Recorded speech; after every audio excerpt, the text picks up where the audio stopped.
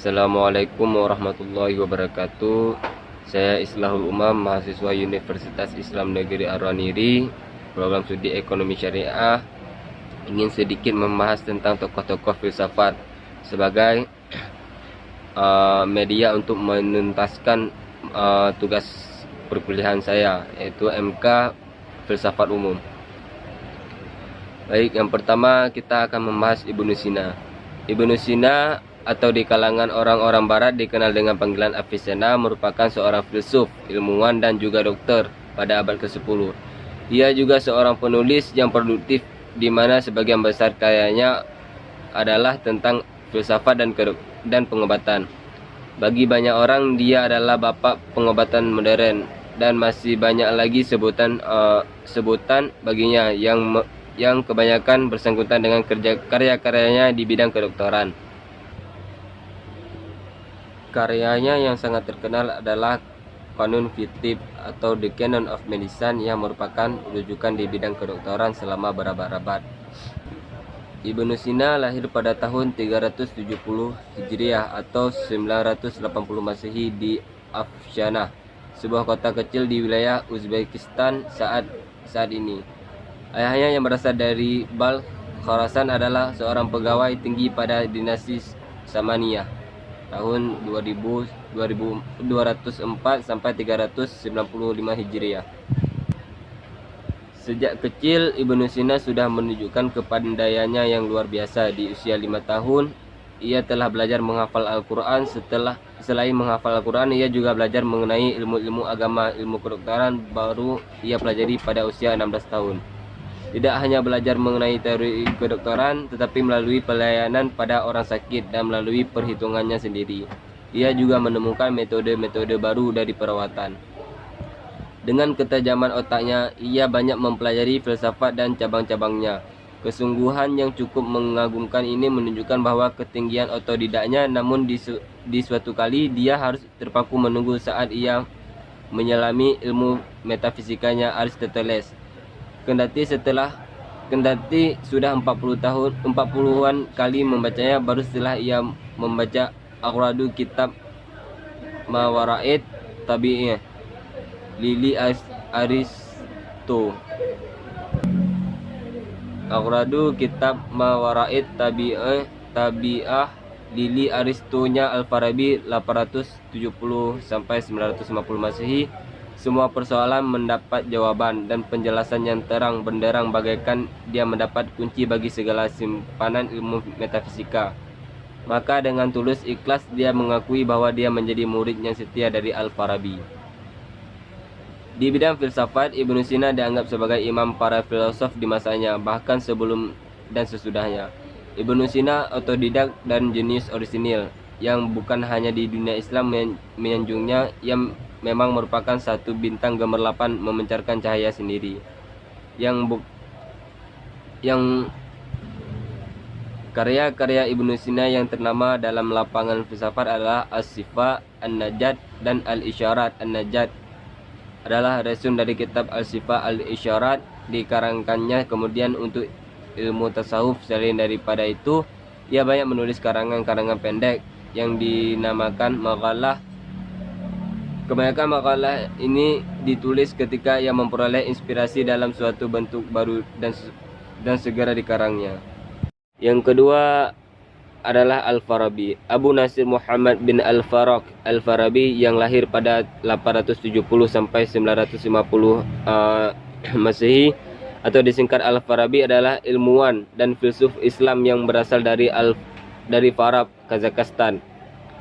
Ia juga dikenal dengan nama lain Abu Nasir Al-Farabi. Dalam beberapa sumber ia dikenal sebagai Abu Nasir Muhammad ibnu Tarkhan ibnu Uzalah Al-Farabi. Juga dikenal di dunia barat sebagai Al-Farabiyus, Al-Farabi, Farabi, dan Abu Nasir. Kemungkinan lain adalah Al-Farabi adalah seorang Syiah Imamiyah. Syiah Imamiyah adalah salah satu aliran dalam Islam di mana yang menjadi dasar akidah mereka adalah soal imam, yang berasal dari Turki. Al-Farabi adalah seorang komentator filsafat Yunani yang ulung di dunia Islam. Meskipun kemungkinan besar ia tidak bisa berbahasa Yunani, ia mengenal para filsuf Plato, Aristoteles, dan Plotinus dengan baik. Kontribusinya terletak di berbagai bidang seperti matematika, filosofi, pengobatan, bahkan musik. Al-Farabi dikenal dengan sebutan guru kedua setelah Aristoteles karena kemampuannya dalam memahami Aristoteles yang dikenal sebagai guru pertama dalam ilmu filsafat. Dia adalah filsuf Islam pertama yang berupaya menghadapkan, mempertalikan dan sejauh mungkin menyelaraskan filsafat politik Yunani klasik dengan Islam, serta berupaya membuatnya bisa dimengerti di dalam konteks agama-agama wahyu. Pemikiran tentang asal-usul negara dan warga negara. Menurut Al-Farabi, manusia merupakan warga negara yang merupakan salah satu syarat terbentuknya negara. Oleh karena manusia tidak dapat hidup sendiri dan selalu membutuhkan bantuan orang lain, maka manusia menjalin hubungan-hubungan atau asosiasi. Kemudian, dalam proses yang panjang pada akhirnya terbentuklah suatu negara menurut Al-Farabi.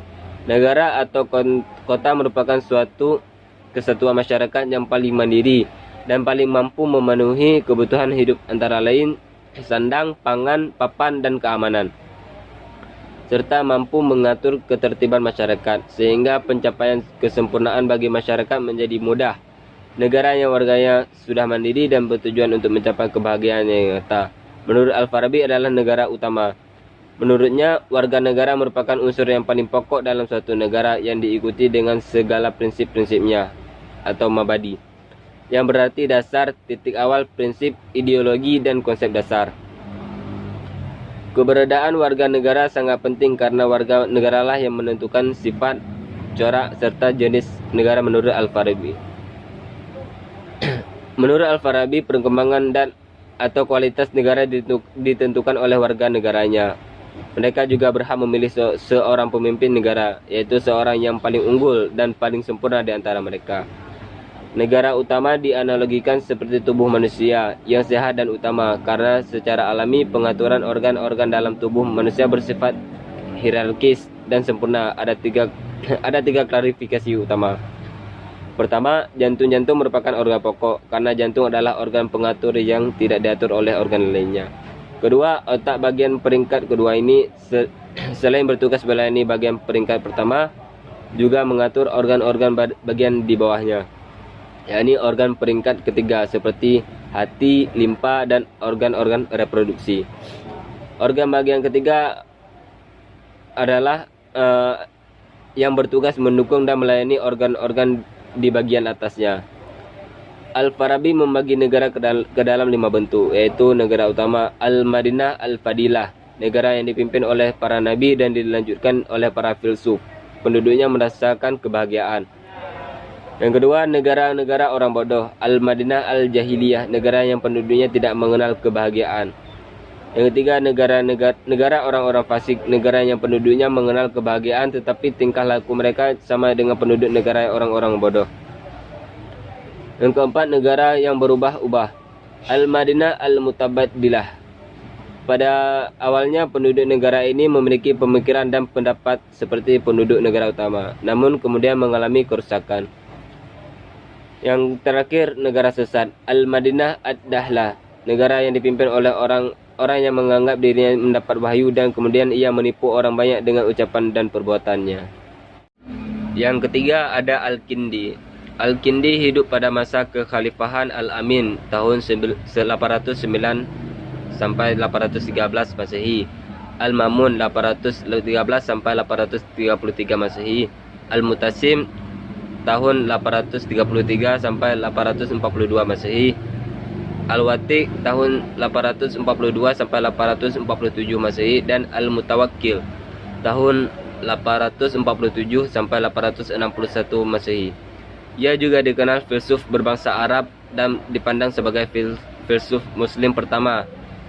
Secara etnis, Al-Kindi lahir dari keluarga berdarah Arab yang berasal dari suku Kindah, salah satu suku besar daerah Jazirah Arab Selatan. Salah satu kelebihan Al-Kindi adalah menghadirkan filsafat Yunani kepada kaum muslimin setelah terlebih dahulu mengislamkan pikiran-pikiran asing tersebut. Pemikirannya, Al-Kindi membagi daya jiwa menjadi 3 daya bernafsu, aperitif, daya pemarah, irascible, dan daya berpikir kognitif atau rasional. Sebagaimana Plato, ia membandingkan ketiga kekuatan jiwa ini dengan mengibaratkan daya berpikir sebagai sais, kereta, dan dua kekuatan lainnya, pemarah dan nafsu, sebagai dua ekor kuda yang menarik kereta tersebut. Jika akal budi dapat berkembang dengan baik, maka dua daya jiwa lainnya dapat dikendalikan dengan baik pula. Orang yang hidupnya dikendalikan oleh dorongan-dorongan nafsu birahi dan amarah diibaratkan Al-Kindi seperti anjing dan babi.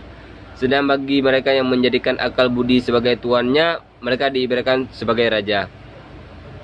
Menurut Al-Kindi, fungsi filsafat sesungguhnya bukan untuk menggugat kebenaran wahyu atau untuk menuntut keunggulan yang lencang atau menuntut persamaan dengan wahyu filsafat.